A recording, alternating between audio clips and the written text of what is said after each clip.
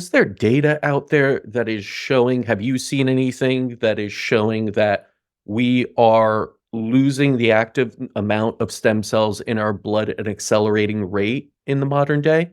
It's sort of I'm kind of pulling into this idea of you look back and there are those kind of data points that show, the modern man, in their 30s or 40 has the testosterone levels of someone in their 70s, Mhm. 30, 40 years ago.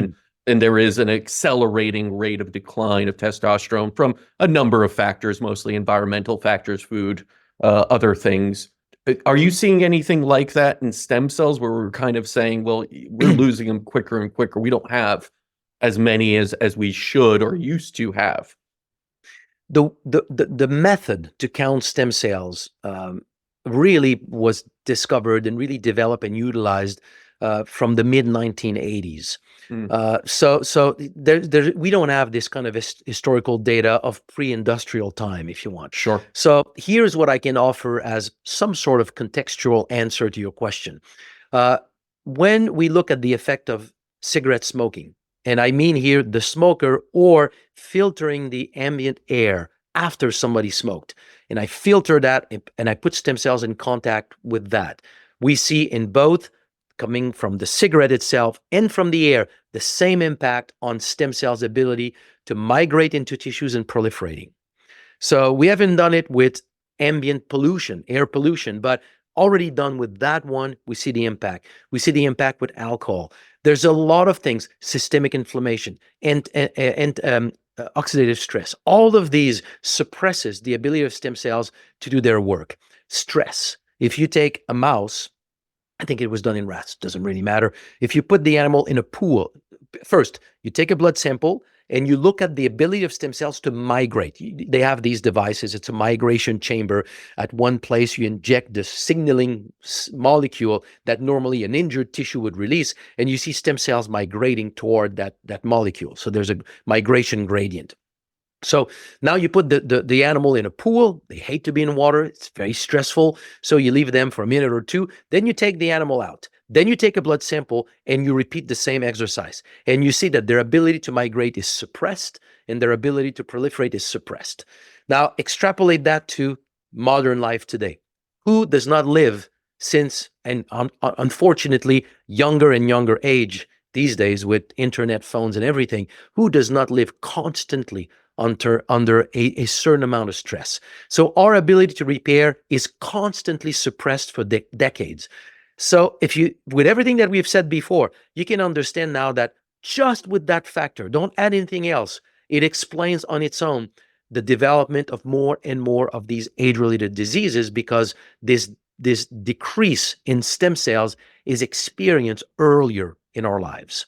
Another piece of context to put to your question is also to understand that we have evolved over tens of thousands of years with a life expectancy of 30 years of age. I am not saying there has never been people living older. What I am saying is that from the archaeological records, most people did not live more than 30 years of age. So we can say that as a species, longevity has never been selected. Longevity has not played. If you live longer, it doesn't matter. Most of the time, you're dead by 30. So whatever that characteristic is in the body was not part of what was passed along or selected. So we are here today, and by age 30, we have lost 90% of our natural ability to repair. We can still repair very strongly in our 30s, but historically it was not needed beyond. And I think that this is why today, with 50 years more added to our longevity, we realize the body can live longer, but its innate repair system has not been selected to be effective longer than that. And that is why releasing our own stem cells seems to be so impactful on health. We're giving back to the body the power to repair that it had when it was younger, which we hope evolution would have selected, but it has not. No, not yet. Do you feel we are at our kind of maximum threshold of longevity right now, or what is that maximum threshold? If we were to, let's say, optimize our stem cells in the blood and, live a very healthy life, again, this is kind of in a bubble. What do you feel is the maximum lifespan we should be seeing as humans? I mean, the answer here may my answer to this, I'm a stem cell scientist, but outside of a stem cell scientist, I lived in a monastery. I've been meditating for a long time. So I Mm, have another side to mhm, look at all of that chemistry or physiology. The answer to that question to me is that physiologically speaking, I think that we have reached the limit. I don't think mm, we're really going to go much beyond. This idea that by tuning this and that in the body, we suddenly can reach a much longer lifespan.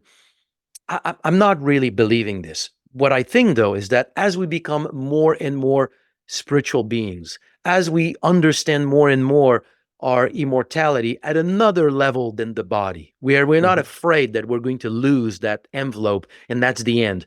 When we start to have a much greater understanding of who we are, and because most stress that we experience in our life, and that will be a whole different discussion to go into this, but it comes from the fear of dying yes. at different levels, in different layers, if you want.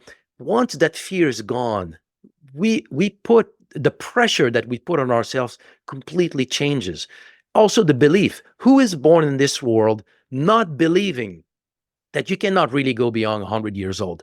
It's an exception. You can tell yourself this as long as you want, but when you get close to it, who does not? And belief is very strong. So I think it's an evolution in belief that is Mhm. going to be much more important than an evolution in our physiology.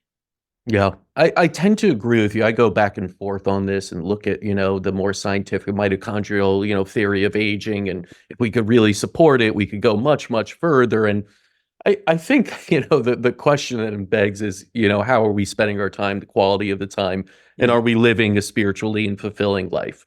If we only hyper focus on the physical, even if we were to extend it to a limit beyond what it may be even possible, would that even matter so much if we're not truly living our purpose and in a spiritual manner, which Mhm. we are spiritual beings kind of trapped in these, flesh bodies and mechanistic type things. So I do agree with you that, we can extend and you can live an optimized life for a period of time, but it's what you do in those periods of time and how you live according to your own purpose and to value to others. Yeah, there's one thing that is unavoidable if we really want to look at it by looking at the forest and not looking at the trees and being Mhm. deep in the weeds. You just look at a distance. The people right now that have lived the longest in records, they were not biohackers. No. I'm a biohacker. I'm not speaking against it, but they were not biohackers. We can dig in their life and just say they had a specific strains of probiotics in their gut. They had a Mediterranean diet. They were this or that. But you know what? They were all happy. They Mm, they all have a look on life where that stress that is self-imposed always. Stress is never imposed by the environment. right. Always self-imposed because we decide that life is not like we want it to be. That's where the pressure is coming from. And when you realize that life is actually what you want out of it. And so when you get more in that space, and you reduce that pressure, these are the people that live the longest. I think that if we take a distance and we really look at it, it is a spiritual matter way, way, way more than a physiological thing. And that's what all kind of great alchemists of the past have shown us. It starts with the spirit, moves to the mind, and finally the body is the least important in some ways. If you It could is. start at that largest level of spirituality, which I feel like all ancient civilizations have done, and then move down to the Mhm. body, and of course preserve the body and optimize it and look after this gift we were provided. But if we start at that level, that's where we'll also find the highest level of happiness.